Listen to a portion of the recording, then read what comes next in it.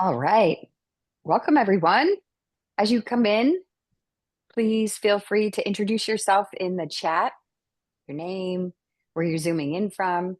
That would be great as we prepare to introduce our speakers today, our guest speakers, one of whom probably looks very familiar to you. Although reading Bill's background, I bet Bill looks familiar to many people too.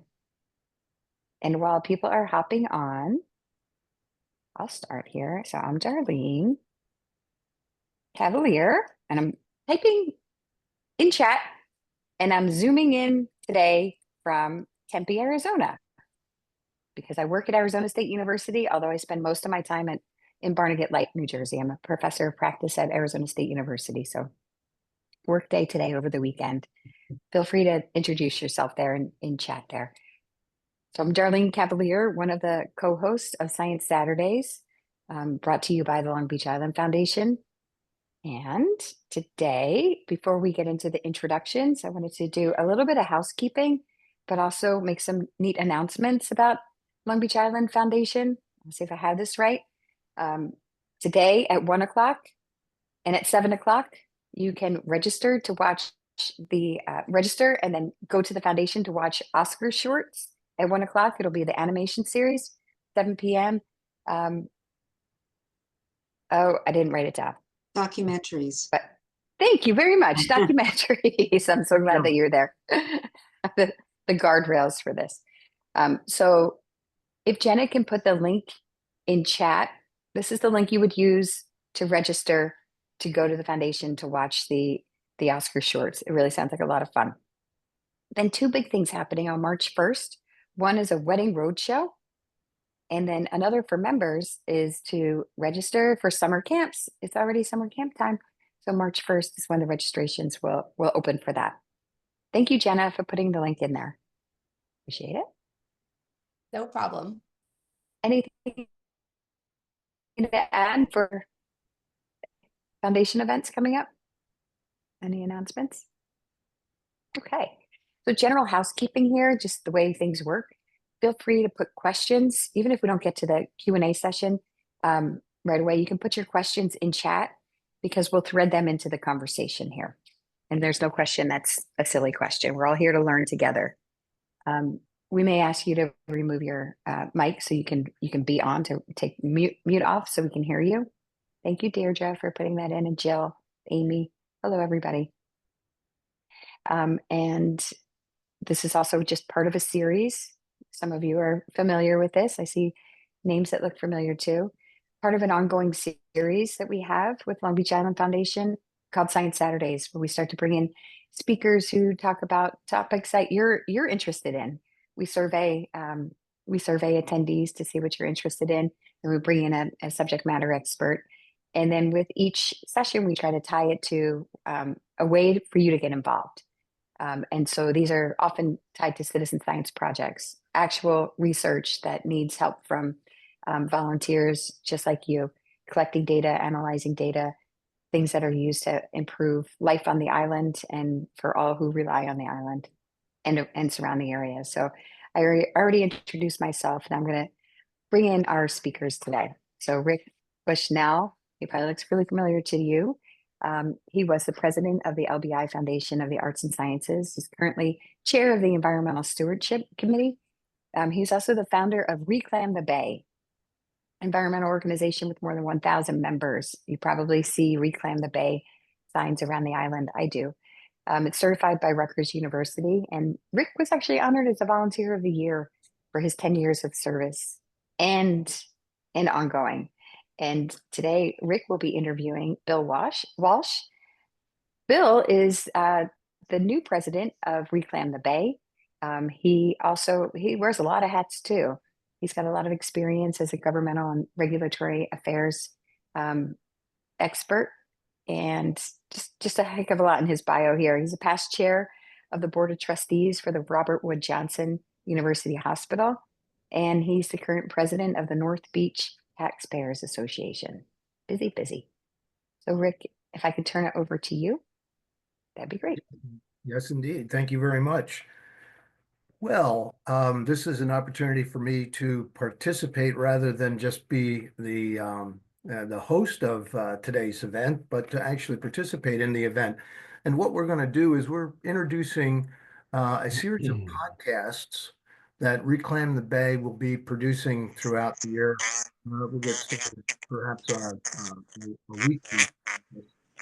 Oh, and I noticed that we perhaps do have some people. If you can mute um, uh, your computer so that we're not getting side noise from other uh, um, people that are viewing today's session. So mute uh, your piece. As a matter of fact, maybe Jenna, can you do an all mute, and that way we'll avoid that problem. Anyhow, so today instead of just being the host of the whole session, I'm going to be talking about ReClam the Bay's involvement in these podcasts. So I'm going to do a little bit of a welcome overview of ReClam the Bay and how this idea of podcast fits in with that. Then I'm going to be the interviewer, and I'll interview Bill as the president, and Bill's going to talk about some of the activities that ReClam the Bay is involved in. And we are referring to this series as the ripple effect. And the ripple effect is kind of, I don't know, a little catchier way of reminding everybody that everything is connected. And so ReClam the Bay and many other environmental organizations kind of use this as a overriding theme. And when you think about it, there are basically three things that connect our planet constantly, just constant in nature. There's certainly water, there's wind, and there's a movement of animals. And when we think about our environment and the impact that each of those elements has, that is that's our complete environment. And so when I think about how everything's connected, that's the ripple effect in the grand plan. The wind and the weather affect things like the oceans, things like erosion, things like the things that we have to deal with, and the problems that we're dealing with climate change. So that's kind of the ripple effect on the grand scale. Now, what we do at ReClam the Bay, and as I say, many other environmental organizations too, is to help bring that ripple effect or that impact of natural forces down to a local level to help us all understand this a little bit better. And so we have watersheds. That is where the water is connecting everything. And Barnegat Bay is a watershed. It's the lowest point, and all of the water all the way up to where I am now in Medford flows down into Barnegat Bay. And that water flow is picking up all of the things along the way from 40, 50 miles away and depositing that in the watershed. So Barnegat Bay is our watershed, and that's what we're always thinking about. But everybody is part of some watershed. And when we are seeing these terrible floods in one thing or another, remember that that flooding is happening either at a watershed, the lowest part where all the water is flowing into, or is part of the flow to the watershed. So the water is flowing past some town or through some town to reach to a watershed. That's the movement of water. Now, there's also the movement of wind, which of course we think of largely as weather, but there's a lot of things that are in the atmosphere that help us or hurt us, certainly help us when we need the rain to avoid the droughts and to help us with forest fires. But the other thing that's in there are some things that aren't so good. Back long ago when I got first involved in this and we were looking at problems in the bay, one of the problems is too much nitrogen in the bay. And nitrogen can appear in the bay from runoff, when I was talking about in the watershed, but also from atmospheric deposition. And I was surprised to learn that perhaps as much as 30% of the nitrogen load in our bay actually comes out of the sky. So one of the things that we talk about at ReClam the Bay when we're doing our talks, people are there for the summer to enjoy the beach and the bay and one thing or another. and they want to know how they can help. Well, certainly they can help us do the things that we do. However, they can help us enormously when they get back home, because the less nitrogen that's put in the air from fossil fuel, cars, from energy plants, for any of those things, that nitrogen is winding up in our bay. There's another thing that's in the air that's a lot more obvious than that: balloons.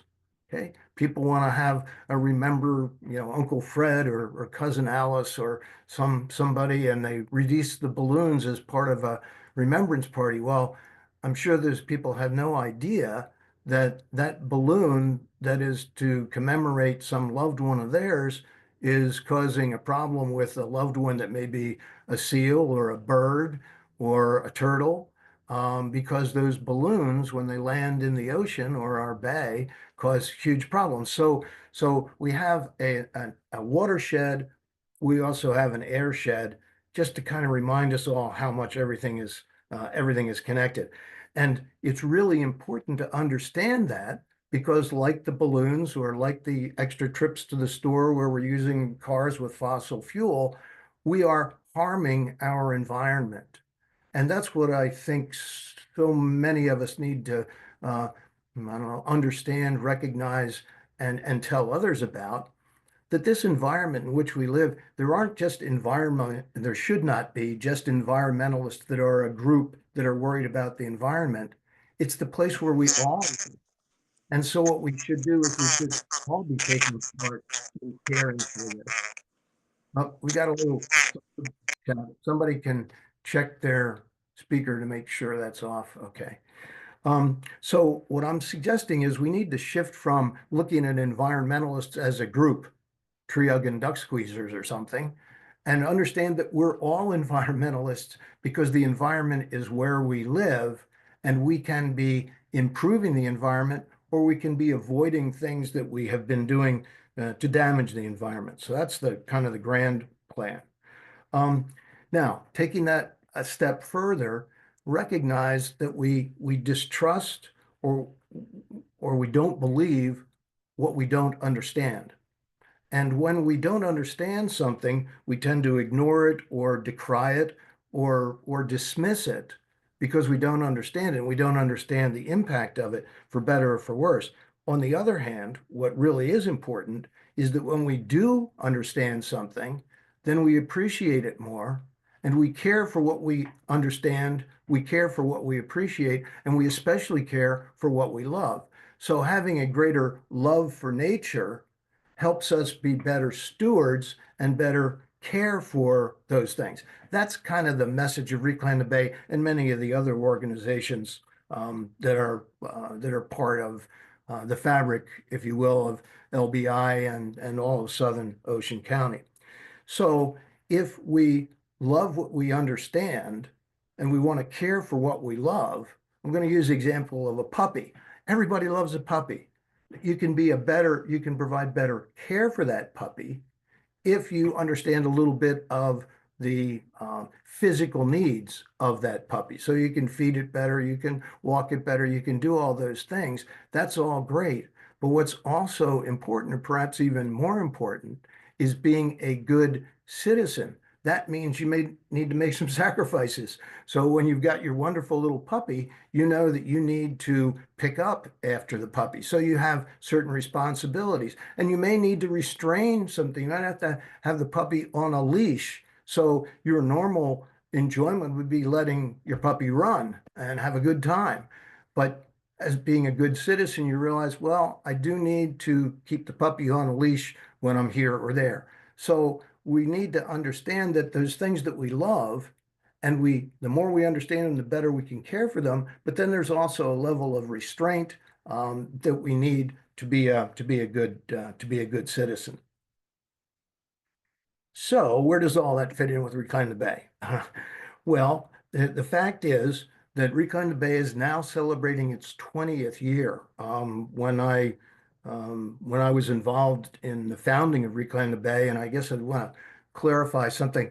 I did not create ReClam the Bay. I was certainly involved in the founding of ReClam the Bay, but there were probably 15 or 20 other people that were very instrumental in the creation of and the founding of ReClam the Bay. And by the way, you're about to hear from Bill Walsh, who's now the president. One of the great things about that organization is that it's still growing and it's attracting. When you look at Bill's resume, it's a wonderful thing, and it isn't just a resume. It's a list of accomplishments, achievements, and involvements, and certainly not the least of which is with ReClam the Bay. But what that organization does, and as I say, many others, it helps form a bond between our members and the thing that they love. It happens to be the Bay and the things that live in the Bay. So what we're doing is creating a conduit, if you will, between the interest, the love, and the desire of people with that thing. And there's a lot of education that goes on in ReClam the Bay, a lot of teaching, but we learn while we're teaching. And people come up with questions, or our members come up with questions. That forms the basis for better understanding. And the better we understand, the better we can care. And the better we can care, the more that we can love, the more that we can be creative, and we can be good stewards. And then that has this ripple effect upstream and downstream, because as I mentioned, everything is connected. So to think about how everything is connected, one of the little things I put into some of my talks are a shark is a clam's best friend. Now, what do I mean by that? Well, we have a real problem in our estuary and many others for shellfish growers, because there is a thing called a cow-nose ray, which is a ray, big wings, flies into an area and will decimate a clam bed. The cow nose is the description of this unique lower mandible that this ray has, that was designed by nature to be able to scoop into the sand and catch and crush baby clams. And so the cow nose ray can overtake a natural resource, wild clams, or a farmed resource where clams are grown, in a heartbeat. They travel in thousands and thousands. Well, why is this a problem? I mean, nature should have things in balance. Well, the natural predator for the cow-nose ray is the shark. So when we overfished the shark, purely for fun, purely for entertainment, we took away the alpha predator that helped keep balance with those cow-nose rays. So another one, how nature does have things in balance. The way we're concerned about erosion of our shoreline. Well, nature had a wonderful way to solve this problem. There's a certain kind of a bivalve called a ribbed mussel. Ribbed mussels live in the edge of the marsh. They act as sort of like the curb of the marsh, as a hard surface that mitigates erosion, and they actually grow right into the marsh, and they have a symbiotic relationship with the grass that grows on the marsh. So they eat algae, they have byssal threads, they hang on to the root structure of the plants that are on the marsh, largely grass, Spartina, and then what they do is they provide nitrogen into the soil that the plant needs. So they are providing something that the plant needs. The plant is giving them something to hold on to. But the good news about all this is that hard surface can then also be a place that oysters can grow.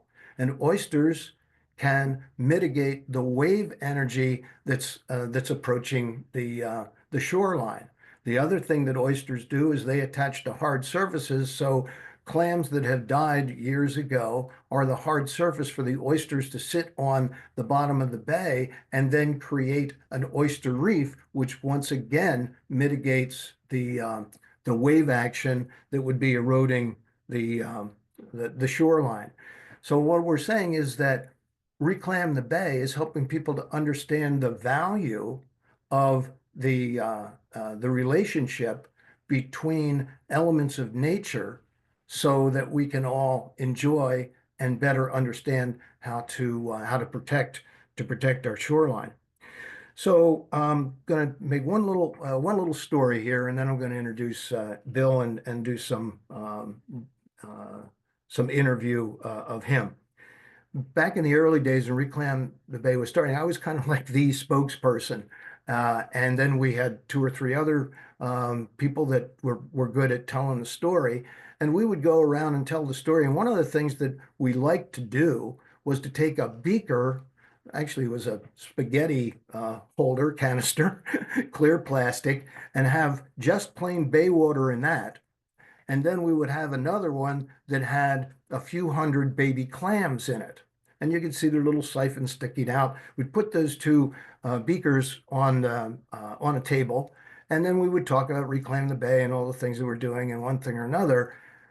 And by the end of a half an hour talk, the water that was in the beaker with the clams was noticeably clearer than the other water. And we would use that as an attention getter and explain to people, so what we're doing is the baby clams, even baby clams, let alone big ones, are filtering the water. They're eating the algae out of the water, and that makes the water clearer. So people identify clearer water with better water, which there are some scientific things that should be explained about that. But nonetheless, it was a great attention getting device. And what we were saying to people was, if we are to reclaim the bay, we might be able to do it if we reclam the bay. And then I would go on with the rest of the talk. Well, it turned out that a well-known academic who's since become a good friend was taking issue with what he was hearing that we were saying, and kind of made it known that, hey guys, everybody needs to understand that you're never going to put enough clams and oysters in Barnegat Bay to clean up the problems that we have with too much nitrogen. Excuse me, I'm going to take a sip of water.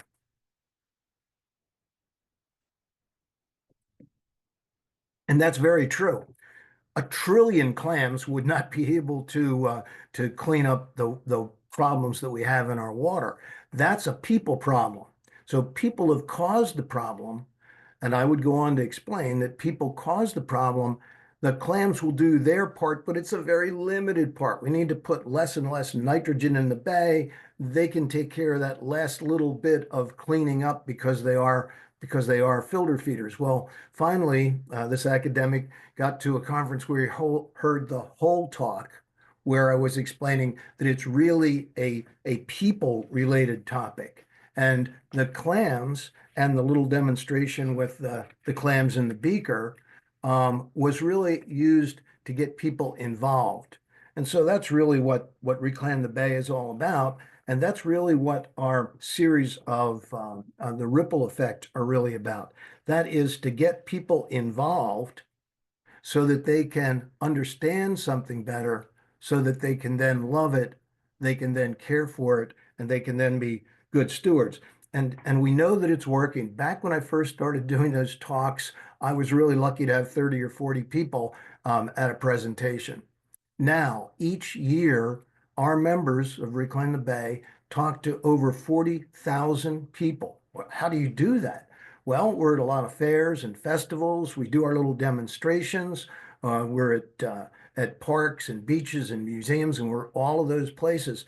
But the real point of this is to attract people, make them aware, help them understand what they can do, and that environmental care should be a daily activity, not just one little activity done occasionally. Reclaim the Bay last year, our volunteers devoted over 9,000 hours of their time to be involved in the projects that you're about to hear about from Bill. Now, all those thousands of hours recognized not only as the hours that they're there, it's the hours that they're thinking about the environment, that they're thinking about the impact of what they're doing, and they're thinking about the impact that all of our society has on our environment, so that we can all become stewards all the time and not just occasionally. All right, so just an overview of the series of podcasts. So the idea with these podcasts is that we want to take some issue, something that's happening, and talk about what's caused that, if it's a downsize or if it's been an improvement to the environment, what the upside causes were.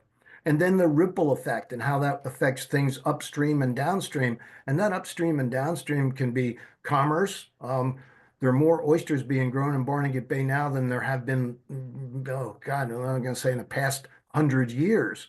Well, those oyster farmers are making money and they're bringing really good food to restaurants. Oh, and then that's improving restaurant fare and restaurant trade. So there's these ripple effects that can be commercial, and certainly the water is improving, and we are seeing more biodiversity and there's more habitat. So we're seeing all of those things, and that's what we're talking about, the ripple effect. We talk about potential solutions and how individuals in a community can work to help to do things, and then some time for questions and answers from our speaker. So I'm about to introduce Bill. Does anybody have any questions or comments or observations from the first part of my talk?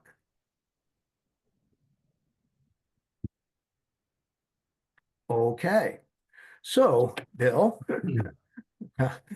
thank you for coming here today. Let's talk a little bit about what you see as the current challenges that ReClam the Bay is addressing, and of course the ripple effect of what those challenges would be. Sure. Good morning, everybody, and thanks to the foundation and Rick for hosting Science Saturdays. I've been able to participate in a number of them over the years, and it is just a great opportunity to learn and expand our horizons on what's important in this region. So thanks very much. I guess you could think of kind of the challenges in a couple of different buckets, one being environmental, one being economic, one being how you manage those other two. So it's really kind of an offshoot of the first two. But the first thing that I'd like to talk about, and it's what's been getting an awful lot of press lately and a lot of discussion in the environmental community and the research community as well, and the scientific community, and that is the effect of rising temperatures on the water. And why is that important? Well, rising temperatures can tend to stress the shellfish. It can make them more susceptible to disease. It can impact the reproductive process to some degree. It can alter growth rates. And it can also affect the timing of spawning, because it's really kind of one of the key components of the spawning cycle is the temperature. And as the temperature rises, typically then the spawn will start.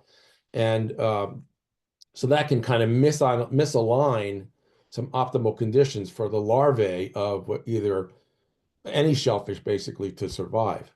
The other one that's getting a lot of attention lately is ocean acidification. So what's that really mean?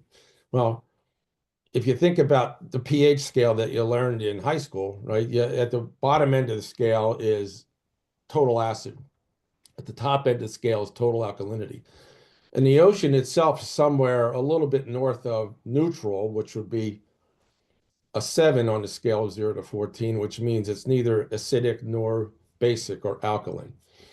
And the ocean acidity, the pH of the ocean has been dropping, which means that the ocean's getting more acidic. And so what that means is it starts to mess with the chemistry of the water as the pH drops and it gets more acidic. Changes in the chemistry in the water impact the amount of calcium carbonate that's in the water and how those ions interact with one another. Why is that important? Because calcium carbonate is a major piece of what forms the shell. Most of shellfish, their shell is highly calcium carbonate.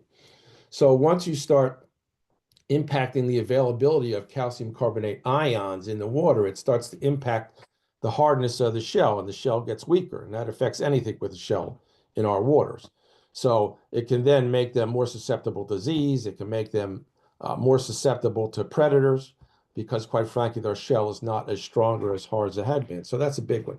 Rick touched on habitat degradation and excess nutrients and how the water and eutrophication comes about in the water, and how then that's basically agricultural runoff that can cause algae blooms. The algae blooms can lead to things that we've heard of in the brown tides, red tides, things of that nature. And what happens is when that algae bloom starts to decompose, it eats up all the available dissolved oxygen in the water. So the water gets very hypoxic or lacking oxygen, which is a threat to anything that's living in the water. You think of the algae bloom as a rug that you might throw on your lawn. Without any sunlight, there's no grass to grow. Well, it's no different in the bay. If the algae makes the water so cloudy or so turbid because of the excess nutrients that are in the bay, the sunlight can't get to the bottom. It can't generate those beneficial subaquatic vegetation species that are important for habitat and important for other controls and checks and balances on the bay water. Coastal development, I think there's a lot of stuff that's been talked about and has been an issue for 50 or 60, 70 years. You look at the LBI region from the mid 50s and an aerial photo and you compare it to today, well, it's not recognizable because of the development. So that's another issue that's been an ongoing issue that needs to be managed properly as we consider the health of not only shellfish, but other living creatures in the bay. And disease and pathogens are still an issue. They've been around for a very, very long time, and they'll probably never go away. So sometimes you'll get these blights, or not blights, but you'll get these, I guess, just kind of rampaging disease that will wipe out oysters, it'll wipe out hard clams and other shellfish. And so you have to be very aware of that fact and manage that to the best we possibly can. And there's a lot of research that's going on to deal with those kinds of things. Over harvesting is another typical one. I mean, in New Jersey, you can harvest with your recreational shellfish license 150 shellfish a day, 6 days a week. So if you just took a wild, here's an example. New Jersey does not tell us how many recreational shellfish licenses they issue every year, right? It's $10 a year. If you're a senior, it's $2 a year. So we have no idea, but Connecticut does. Connecticut tracks it. So they issue about 10,000 a year. Their population is probably 1/3 of what New Jersey's is. But what that means is 0.3% of all people living in Connecticut basically get a shellfish license. So if you apply that math to New Jersey, that would mean if you had 0.3% of the population with a recreational shellfish license, and they went clamming or shellfishing 1 day a week for the summer, so basically 12 times, that population could harvest over 50 million clams in one summer. So what does that mean in terms of impact on the population? Well, the last clam survey that was done, it's over 10 years ago for the Barnegat Bay, there were about 138 million clams in the bay. So in essence, one good season could harvest 5% of that total population. So that's why it's so important that you talk about things about managing the population of the shellfish and encouraging additional planting of shellfish in the bay so that we can all enjoy one of our great recreations in a coastal way of life here. Rick talked about pollution. There's also some invasive species that create problems for the shellfish population. He discussed the cow-nosed ray. I like to refer to them as the vacuum cleaners of the bay. They'll come in and, as Rick said, shark being the #1 predator, overfishing of sharks has led in part to an explosion of the cow-nosed ray population. So in terms of environmental challenges and economic challenges, I think that's most of what we're dealing with there. There are some others too, but I think that they're probably the more important ones or the ones talked about the most at this point in time, Rick. So Great, thanks. When you were doing that arithmetic back long ago, we did some arithmetic about some numbers we did know, and that was at one time back in the 60s, there were several thousand, I forget the exact number, I'm going to say 3,000 wild oyster fishermen, fisherwomen, 3,000 of them. Now, to give you an idea, and J-Man was one of them, and a lot of my buddies were, and a lot of young people made money to go to college and have their spending money. 3,000 people, and a good one could do 3,000 clams a day. 1,000 times 1,000 is 1 million. So you can see what the depletion rate was, which was enormous. Anyhow, so moving on to some other things. Talk about some of the specific steps that are being taken to restore the population. So the two things, kind of talk about the restoration of the population, and then talk about maybe some of the other things that clams and oysters are being used for, shoreline restoration, those kinds of things. Sure. I And of think, course, the ripple effect of how that's related to, and how those things affect other things. right, sure. I mean, and it comes back to, so restoring the population is increasingly important because there are environmental benefits, but there are also economic benefits for all those species, right? They filter the water. They provide habitat for other marine life. They support coastal industries like fishing and shellfishing and harvesting of oysters and clams and scallops. So these are all important reasons why you need to think about reclaiming, excuse me, or restoring the shellfish populations. Locally, if you look at what we do at ReClam The Bay, we now have 13 upweller sites or shellfish nurseries where we're growing between 500,000 and 750,000 hard clams per year, bay scallops along with that, and you use oyster larvae to put in a tank and develop spat on shell, spat being the term that's generally applied to an oyster larvae once it sets on a hard substrate. And what we use as that hard substrate for them to settle on is shell, mostly clam shell, some whelk, some oyster shell, but mostly surf clam shell. And we use that in erosion control and living shoreline restoration projects. If you look at our numbers from last year, over 700,000 hard clams we were raised. We used 12 million oyster larvae to develop that spat-on shell that we used in restoration projects and living shoreline projects. And we raised 4,000 bay scallops and about 20,000 oysters. And some of the hard clams and the spat-on shell and the scallops and the oyster we use when we go around to do those education sessions that you talked about earlier, whether it's at a community event, of which we do 30 to 50 or more per year, or whether it's at our upwellers, or whether it's at a presentation that we give to civic organizations or other groups who want to hear us talk, in addition to our Shellfish in the Classroom program. We've also been involved with 5 living shoreline projects over the last 5 or 7 years. We've had actually a close to a 10-year relationship with the Mordecai Land Trust that owns Mordecai Island off of Beach Haven. And we have been helping them with an erosion control project. And that's a pretty critical island off of Beach Haven that has lost nearly half its landmass over the last 100 years, according to the Army Corps of Engineers. And it's a critical stopping over point for migratory birds and other endangered and threatened species. So we are helping them try to restore that island by building out of shell bags a living shoreline. So we're actually placing bags at what historically was this 1977 shoreline. And what those bags do is they mitigate the wave action as it comes across the bay from the west, whether it's boat action or it's wave action, storms or whatever.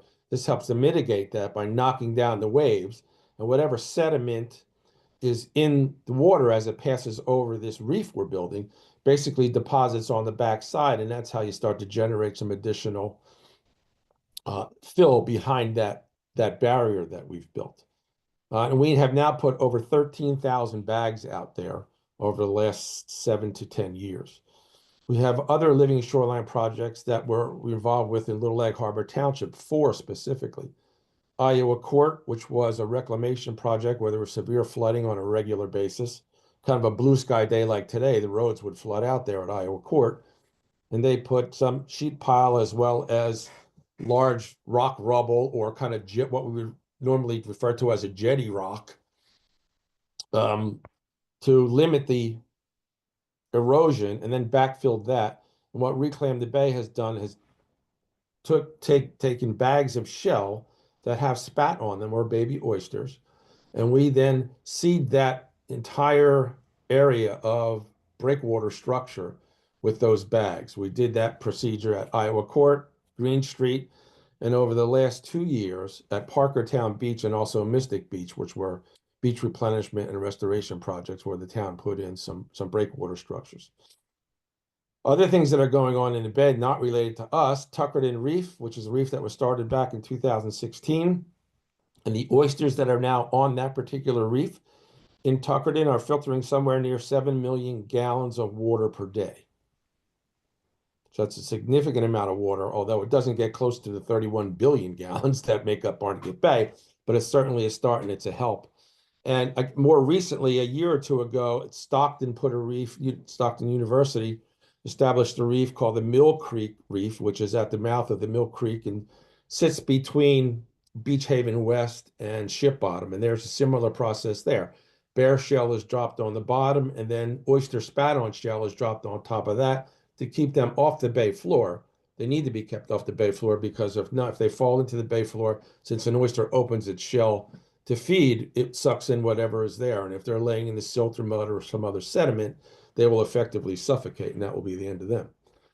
The Alliance for a Living, or the American Littoral Society, excuse me, had a project up at Forked River Beach that we participated in.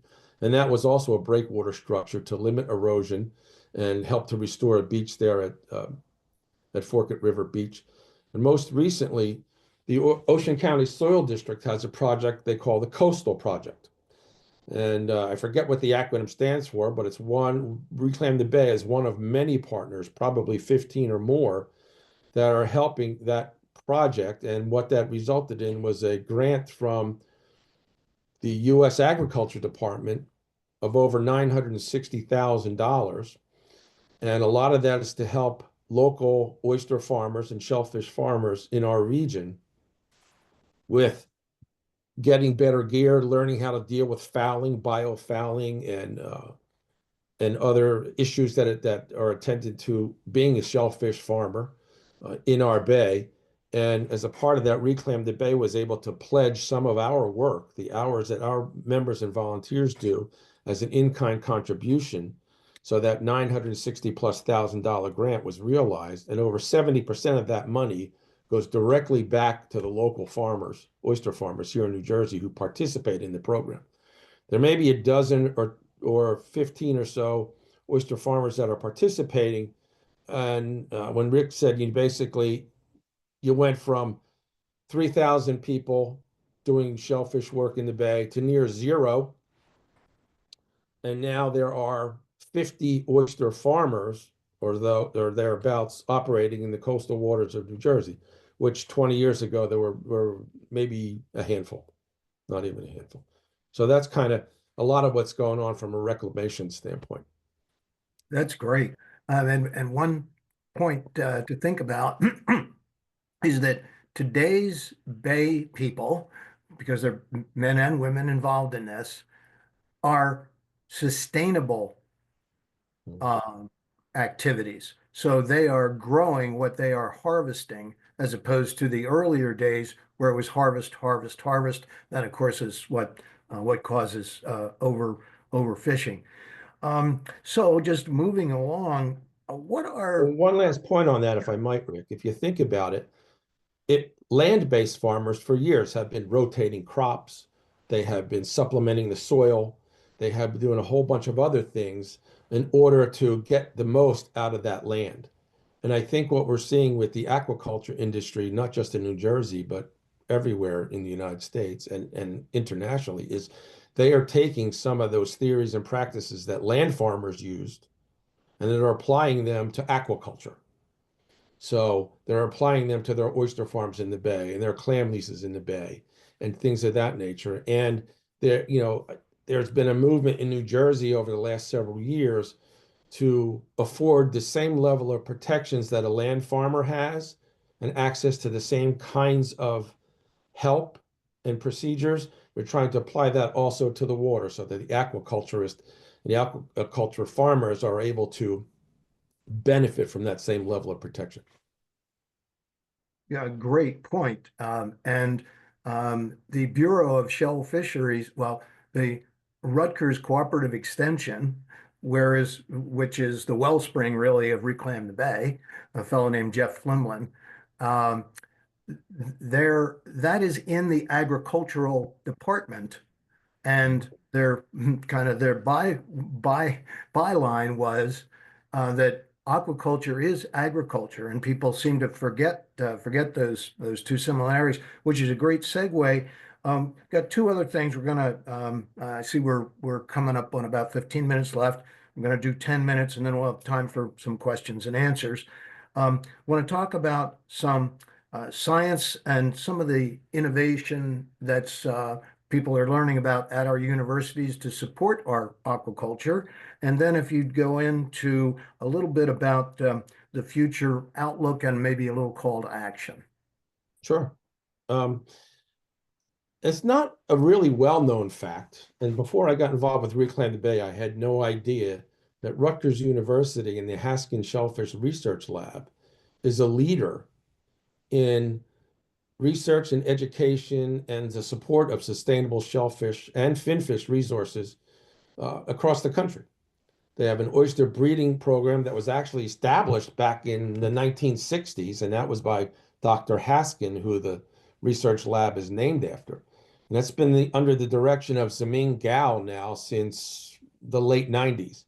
And his research focuses on genetics and genomics, the biology of marine mollusks.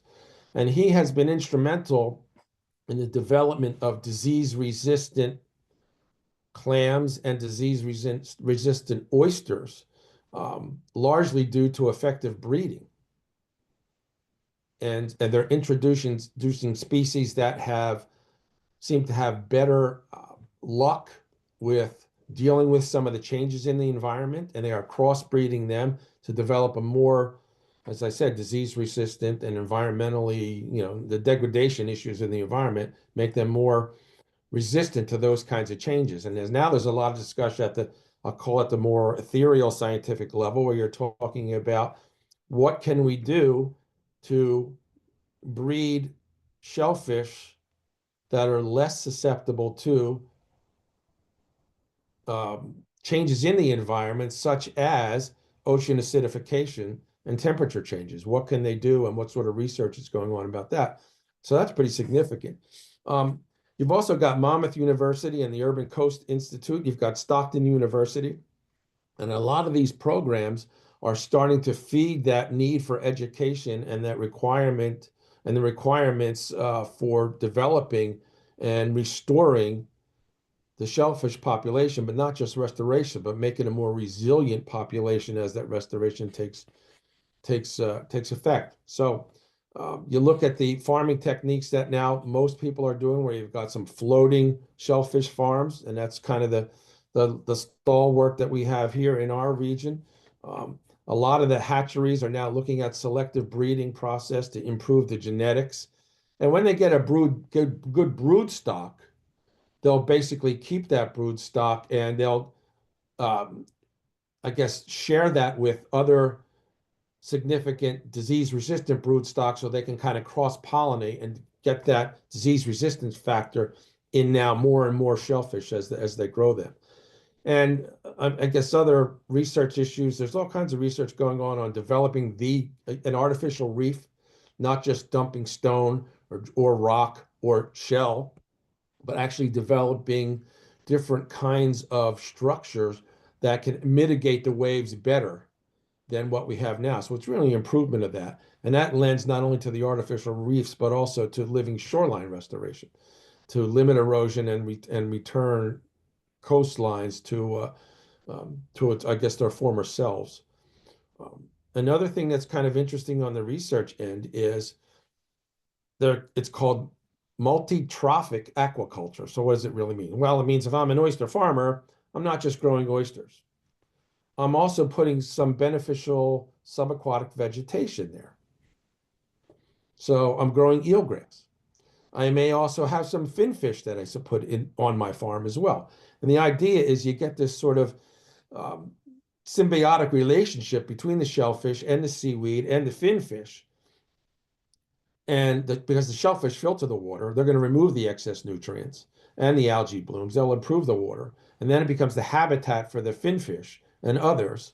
And it's just kind of a system where you talk about ripple effect. It's one species supporting supporting the growth and the benefit and the habitat of other species.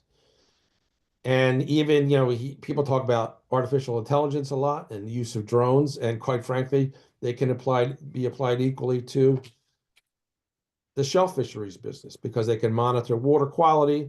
I mean, artificial intelligence is just a data hog. The more data you give it, the better it's kind of, I'll call it garbage in, garbage out, for lack of a different way to look at it. But quite frankly, it can analyze so much data in such a quick fashion that it's being used to predict shellfish population dynamics, assess habitats, and optimize restoration efforts so that people aren't saying, hey, let's try this and see if it works here. There is now the possibility there will be this large pool of data that will support where you ought to look to putting your next shellfish farm, or where you ought to do your next restoration project. So it's really kind of interesting. The other thing we talked about, ocean acidification. Well, if you have a swimming pool and your pH gets too low, one of the things you can do is just dump baking soda in your swimming pool. It will bring the pH back because that's an alkaline factor. So they're looking at ways of how can we increase the alkalinity, thereby decreasing the acid in seawater, whether it's in the bay or in the ocean. So they're looking at lime and a whole bunch of other things, and limestone, and all these things that would help coral regenerate itself as well. And so I mentioned selective breeding that they're trying to do as well for more resistant shellfish. So it's there's a lot going on in the science and the innovation arena. Excellent. So a little bit of maybe an outlook and then a call to action, and then we'll have time for questions. Sure. I mean, as a part of that outlook is what can we do locally? Well, I mean, I think it's be conscientious about your fertilizer use. When you spread your fertilizer, nobody's spreader is a laser focused machine, right? So essentially you have fertilizer that gets on the sidewalk and the driveway, etc. Well, if you leave it there and it rains, it's going to wash into the storm sewer. And as you said earlier, when you look at the Barnegat Bay watershed, which is 660 plus square miles, kind of going from the coast 12 miles inland, and anything that happens there and ends up in the surface water or groundwater or stormwater drains ends up in this bay eventually. So it's efficient and responsible use of fertilizers, proper recycling and waste disposal. Protect those natural buffers. If you have a natural buffer, plant native species that will support erosion control and restoration. Septic systems is another big one, and sewer infrastructure. It's the proper maintenance of these things that are going to help keep a cleaner water and cleaner bays for us and for the generations to come. And people can be advocates for bay protection alternatives, and be advocates for policies that do that. Locally also, I mean, you can recycle your own shells.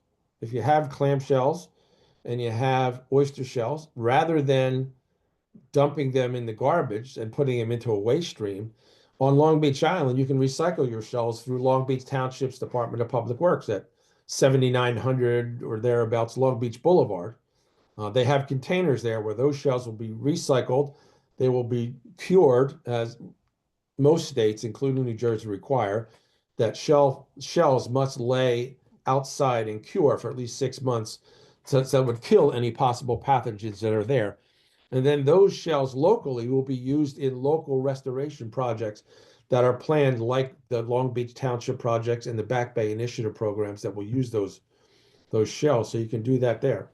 And a lot of people that have properties, particularly on this island, rent those properties out. And one thing you can do is, leave something for your visitors and your renters that talk about following the local guidelines, litter control,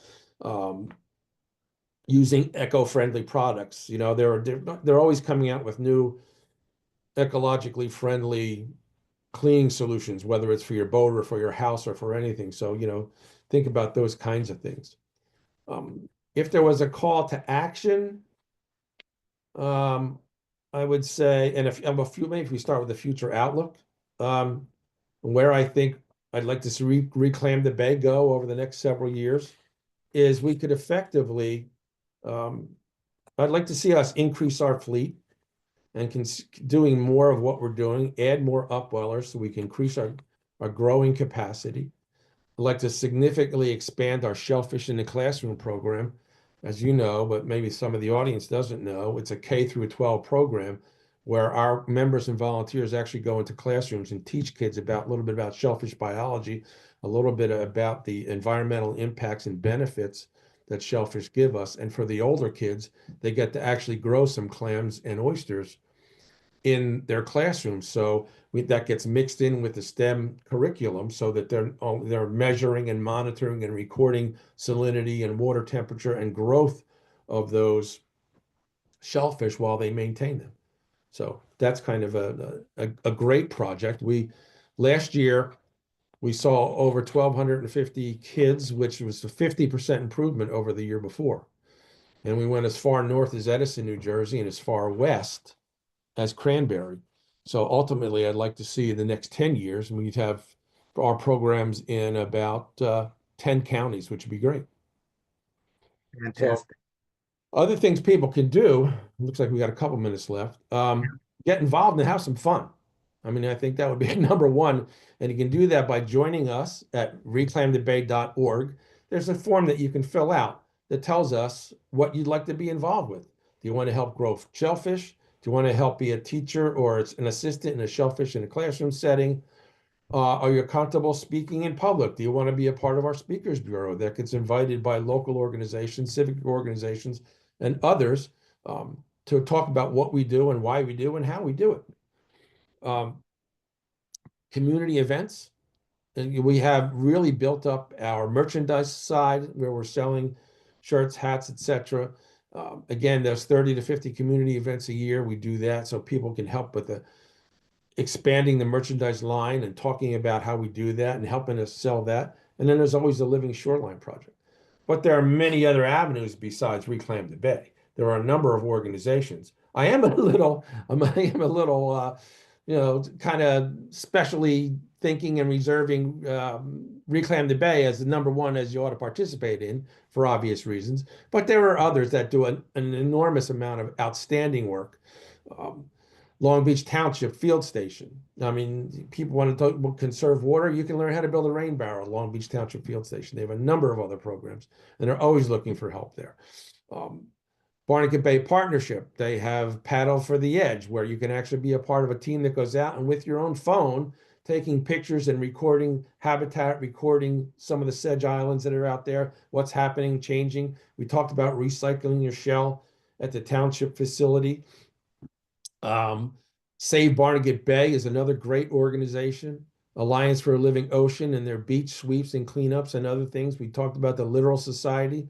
And the field station is great and a supporter of all these groups with their own programs, as well as the Jetty Rock Foundation, which is another outstanding group of local people who have gotten together, and they are really they are in it for all the right reasons. And they are just great supporters of not only environmental or functions locally, but also other health and restoration and support of. They were huge supporters of Sandy and the people coming out of the back end of Sandy and other organizations, the wildfires and other hurricane victims. They are just a very community-minded and community-conscious group, and there are great folks to get involved with as well. We always have shell bagging parties at Reclaim the Bay, as does Long Beach Township for all the Living Shoreline projects. And sign up for the Coastal Stewardship class that's offered by the Barnegat Bay Shellfish Restoration Program and Dr. Doug Zemeckis, who is the marine agent for Ocean County and at the Rutgers Extension Office of Ocean County. And it's great because 90% or more of the program can be done right from your home like we're doing now. It's a Zoom event. So it's a great organization. So check us out at reclaimthebay.org. You can also find us on Facebook and Instagram. Drop us a note. Tell us what you think. And more importantly, come join us and have some fun. Cool. And a couple of things that Bill mentioned. Angela Anderson will be one of our speakers, and she is in charge of that Long Beach Township Field Station. Doug Zemeckis will be providing a talk a little bit later on. And from time to time, not you all, but many of our participants have heard from speakers from those other organizations. We'll try and make sure that there are links to all those organizations out at the website. I see Darlene is back with us. Can you raise some questions, filter some questions, give us the questions that are in the chat line? And by the Yeah, way, any of you, it is 12, any of you who yeah. must leave, don't hesitate. We understand, and sometimes people, well, I hated to leave when you guys were still talking, but don't hesitate to do that. But if we have, I know Bill has a little time, I do too, so we'll stay on for some questions. I actually don't see any questions yet, but hold on. Okay, just a lot of praise. And I think that you drew a nice connection between research and activities that people can take too. So thank you for that. But this is a final call for any questions that you have. If anybody wants to listen in chat, or you can remove your mute to ask directly. And while I do we're have one waiting, more interesting kind of fact I'd like to sure. add while I was kind of preparing for today's event. If you look at where the Barnegat Bay region was in the 1800s, mid 1800s, there were 12,000 acres of oyster reefs in our bays. So what does that mean? Well, the bay is about 19,000 acres. So over 60% of the bay was covered in oyster reefs. So many oysters that they could filter the entire volume of the bay in somewhere between 20 and 30 minutes. Think about that for a second. 31 billion gallons could be filtered in a half an hour because that's how many oysters was there. And by the mid 1900s, so 100 years later, completely decimated. And it was disease, and it was pollution, and it was overharvesting, and a host of other things. So that, you just talk about changing that level of change, 31 billion gallons being filtered in a half an hour because there were so many oysters, to a fact where, our water is so turbid and cloudy now you can't see your feet if you're in 2 feet of water. Just think about that for a second. Last week somebody asked how can they use their own personal private property to help with some of these efforts, and that might be worth looking at too, just to guide people on how to do that. Many people who own oceanfront or bayfront areas too. Their Yeah, land might be very useful for these. It's harder, right? yes. Well, we've all been in New Jersey for a long time and know it can be a difficult state to deal with. New Jersey is not as flexible as other states like Florida are, where there are programs where homeowners that live on the bay can actually hang oysters off their dock. Some states have programs where the state will provide the oysters to hang off your dock. The caveat is they're for restoration, they're not for consumption. So whatever you get to hang off your dock, you have to give back at the end of a season. New Jersey is not to the point yet where they're willing to do that. Because if you look at the shellfish product that comes out of New Jersey, I mean, it's something of a crown in the jewel, or excuse me, a jewel in our crown. Some of the highest standards that you'll ever find. Yeah, we follow the federal standards on sanitation of shellfish. But when you look at how successful it's become, there is a concern that if there isn't a rigid implementation of rigid regulations, you're going to get into a situation where there could possibly be an impact to public health and safety. And that's what the regulators in New Jersey are trying to make sure never happens. So limited, unfortunately. Okay. But we're working on it.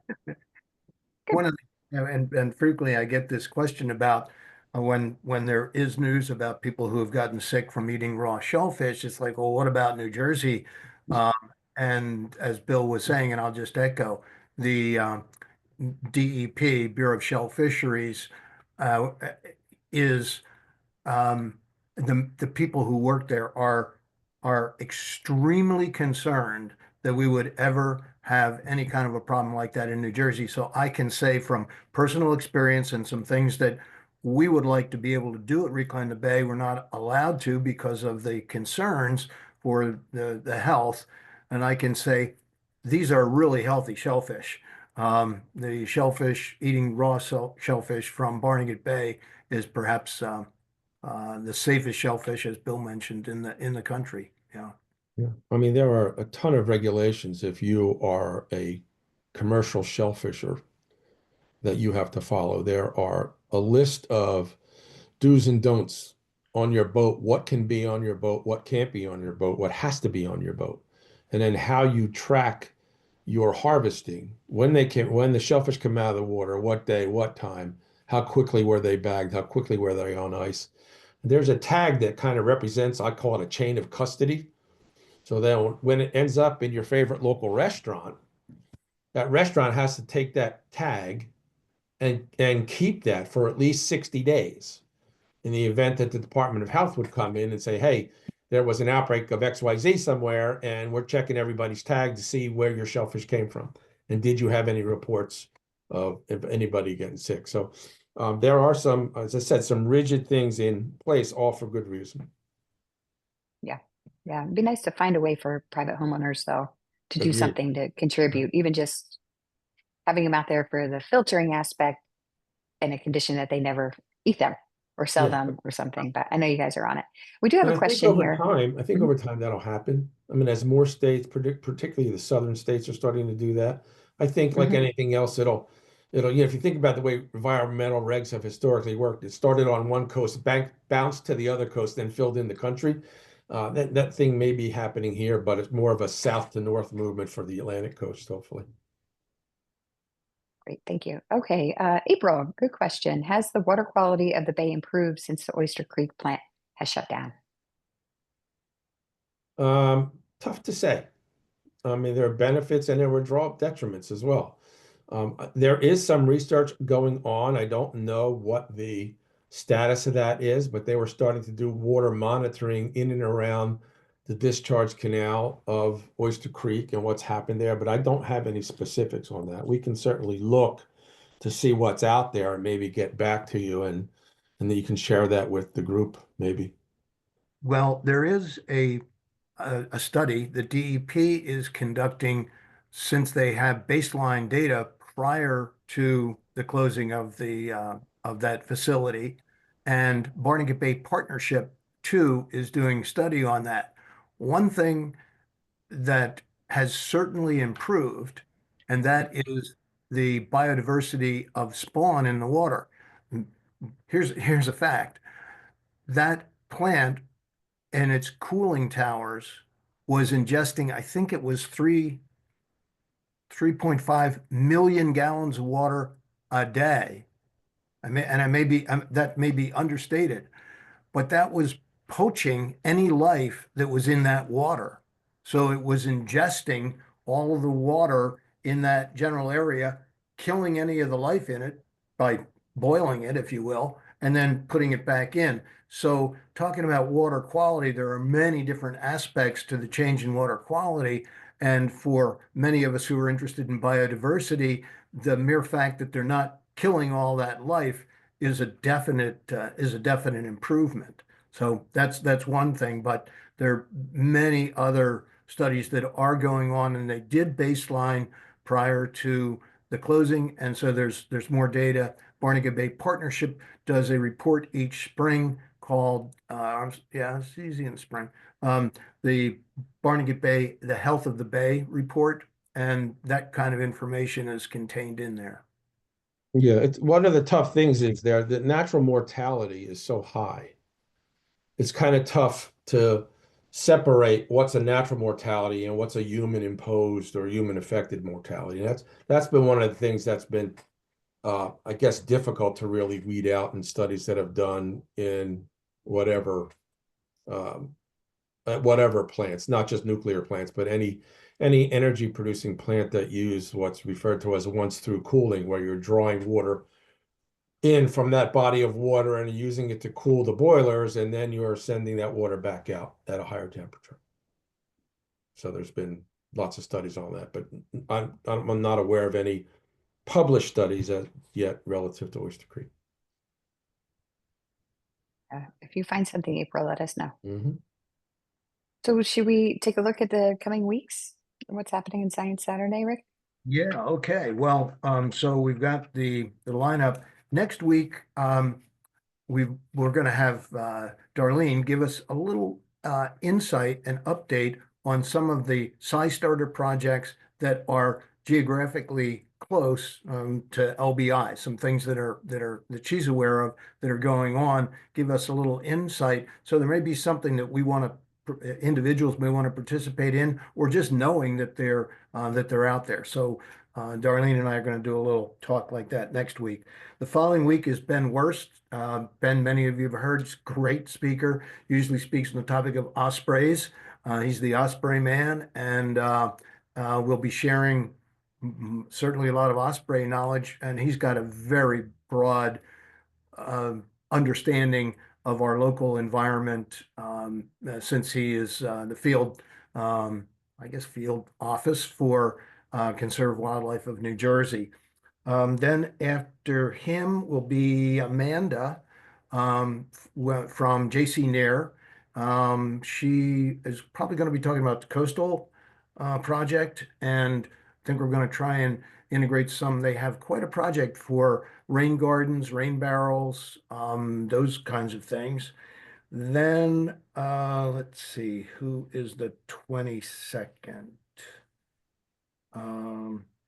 We don't have anyone confirmed for the 22nd yet. We are hoping to partner with Lighthouse Film Society to offer a film. Yeah. And Rick, I would just like to highlight that we will be in person beginning March 8th with Ben Worst.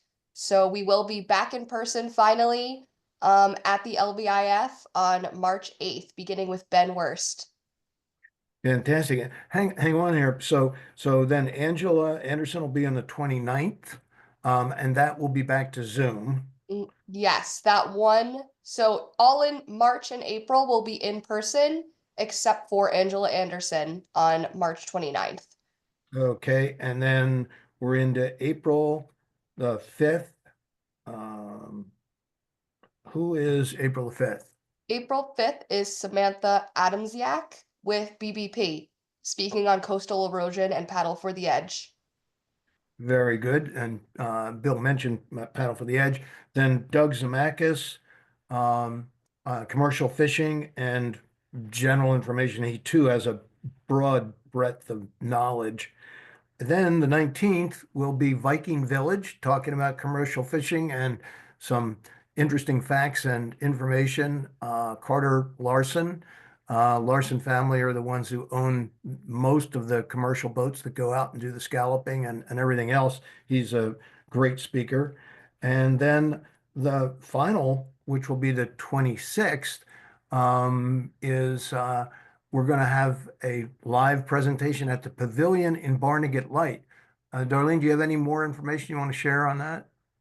Yes, basically what we're aiming for is to have all the speakers that you've seen and the projects they've been talking about come to life. So you can come engage with the speakers, do some hands-on demonstrations of the projects that they talked about, maybe walk around the Bay Area for some live demos too. We're working on the details in terms of the time. Yeah. Wonderful. Okay, well, that's a wrap, and see you next week. Darlene will be See you next week. SciStarter projects. Bye-bye, and thanks again, Bill. Thanks, Rick. Thanks, Bill. Thank you all. Appreciate Excellent. it. Bye. Bye-bye. Thanks all. Thanks, Bill. Have a good weekend.